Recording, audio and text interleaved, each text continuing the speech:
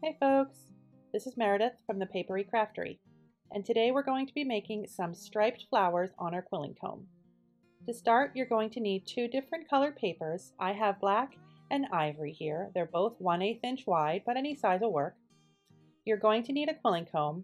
I like the super looper because I'm going to be using the tight teeth. If your quilling comb doesn't have this exact same spacing between the teeth, your flower might turn out differently, but it'll still work. I have a needle tool, I have some tweezers, I'm just using Elmer's glue all in my needle nose bottle here, but clear glue or tacky glue will work. I have a ruler, and then we're going to be needing our corkboard and some pins to be building our flower. Let's go ahead and get started. Now, this is the point in the video where I normally show some reference photos of some realistic flowers, but since these aren't realistic flowers, I'm just going to show some past projects that they remind me of. They're sort of a cross between my forget-me-nots with the loops and these striped pink and black flowers that I made about a year ago. So picture a mashup of those two, and you'll sort of know what to expect here from this project. Now, we're going to start with our main color of our flower. And for that, I'm using this ivory paper. It is from Craft Harbor, which you can find on quilling.com. First thing I'm going to do is make a little loop with my needle tool. And this is going to serve as a starting point for my quilling comb. I like to do this in pretty much all my comb projects. It just acts as a nice anchor.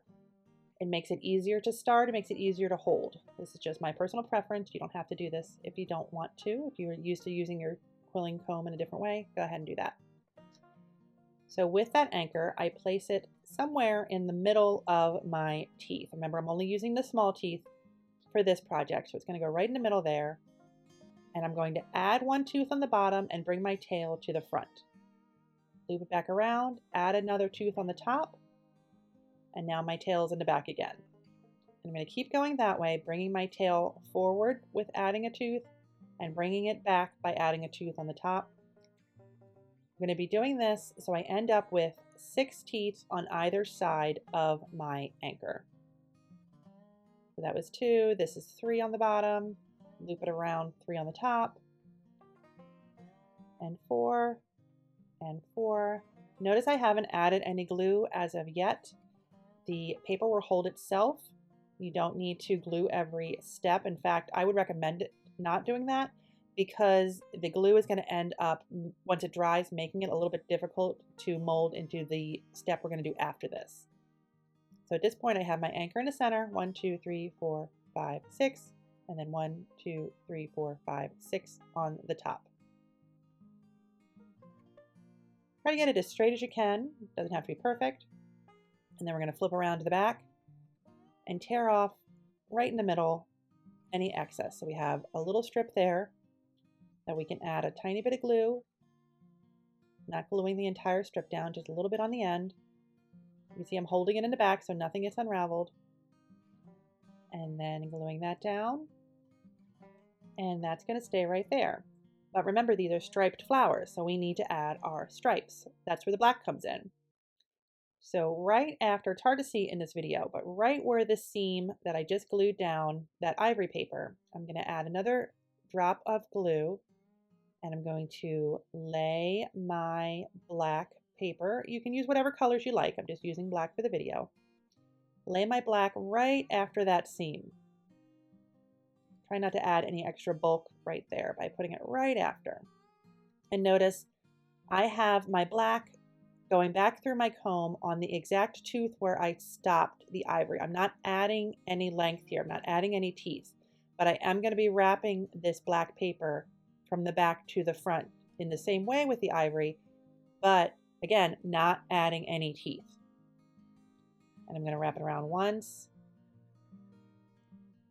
Still not adding any teeth. This is going to stay the exact same size. 2, and then 1 more all the way around for 3 times total because we really want to be able to see that stripe. And then once I get to around the middle again, tearing off the excess. And then we're going to glue that down in the same way that we glued down the ivory strip.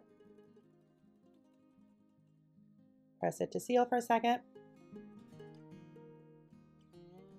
And that's going to be the majority of our petal, but we're going to add a little bit extra as well in 2 more steps. So the next thing we're going to do, we're going to go back to our first color, that ivory, and we're going to make a 5-inch strip, and then we're going to roll that into a simple teardrop shape.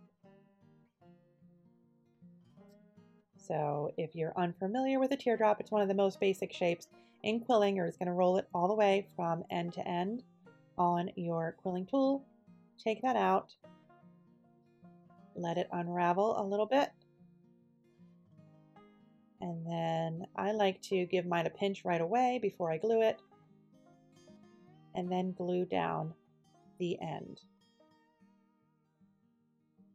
And there you go with that. Now we're going to go right from here into adding that to what we just made on the quilling comb.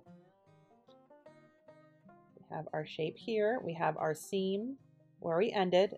That's going to be sort of the bottom. We're going to hide that.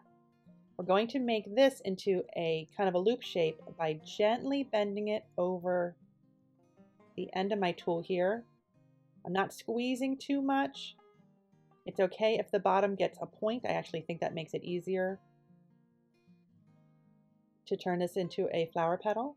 And then I'm going to add a little bit of glue all the way from end to end.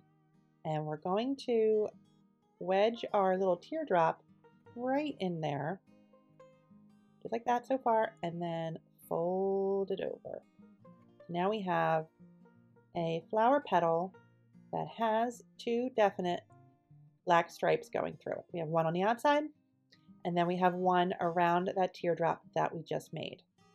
You can go ahead and hold this to dry if you'd like to, or you can pin it together on your workboard. I found that easier. Just going to put 2 pins right on the end, sort of cross them, and that's going to keep this part together as the entire thing dries, and it's going to stay in that nice petal shape. Now we're going to add one more detail to this petal after it sets for a little bit and keeps that shape. We're going to add an outline of the first color we used, the ivory paper again, just to kind of reinforce the stripe idea. So to do that, we're just going to simply wrap that ivory paper around the shape. We're going to glue one end. I didn't have a measurement of this strip. I would estimate we're going to use maybe about 4 inches at the absolute max, but I know it's going to be less than that. So I glued one end down, and then it's just wrap it once, wrap it twice, keeping it nice and tight. And here's your third go around. And then once we get back to the peak, we're just going to tear off the excess again and glue down here to stay. Notice I didn't add glue all the way around. Again, you don't need to do that. It'll stay by itself. And that is our striped petal. You're going to need 6 of those for each flower.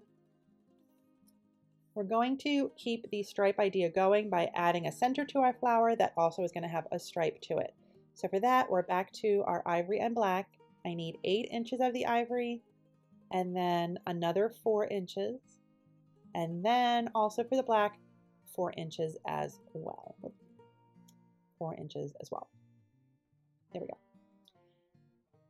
And we are going to glue these together to make one kind of super strip. And we're going to do it by putting the black in the center. So I have the long 8-inch ivory and just adding the black right to that. Try to keep it as straight as you can. Sometimes they like to grow a little crooked at this point. And on the other end of the black, we're going to add that shorter 4-inch section of the ivory.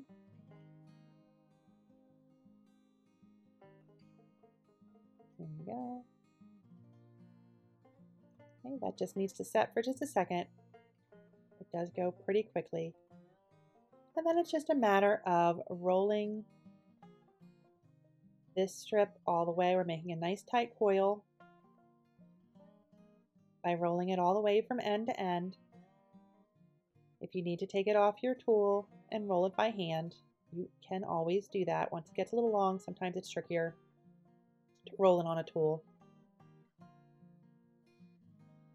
I usually end up just finishing things by hand. And then we're going to glue down the end without letting it unravel at all. And that's going to be it for our little center of our flower. This flower is super basic, but it's fun to work on the quilling comb and it's fun to add a stripe. There you go. Kind of a little bullseye there. Now we can start putting our flower together. We have our 6 petals. All we have to do is just add a little bit of glue in between every one. Just a little bit on the end there. Sorry, the camera keeps wanting to focus on my glue bottle. This tight shot. There's number 5. And then number 6, and with the Elmer's glue or whatever white glue you're using, you will have some wiggle room where you can rearrange these if they aren't in the exact shape you like. Move these around a little bit just to get them right where I want them. That'll do. And then now it's just a matter of adding on our center, and we're just going to put some glue on the underside of that one.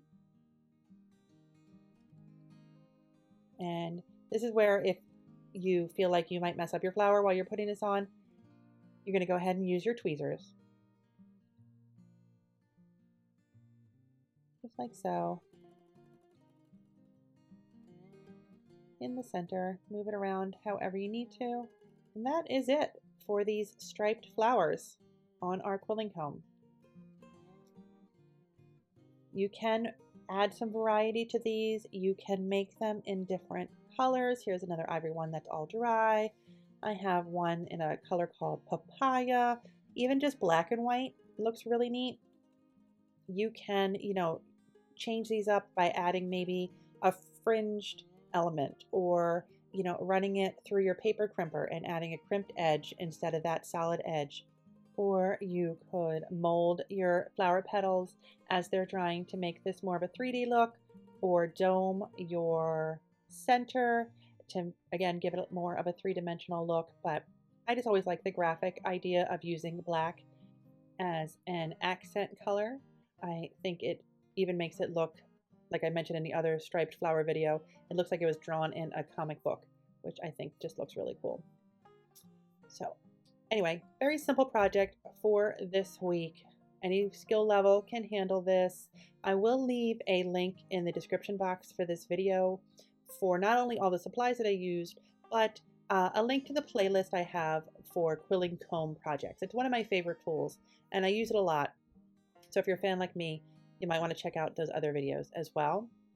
You'll also be able to find a link in the description box for my Buy Me a Coffee page, where you can check out the quilling extras that I have. It's a great way to support the channel, keeps it growing. It also, with your support, helps me keep being able to make videos week after week. So it's greatly appreciated. As always, don't forget to leave any questions you have in the comment section, and I'll answer those as soon as I can. And also like and subscribe so you can be around for the next video. And I'll see you then. Thanks for watching. Bye-bye.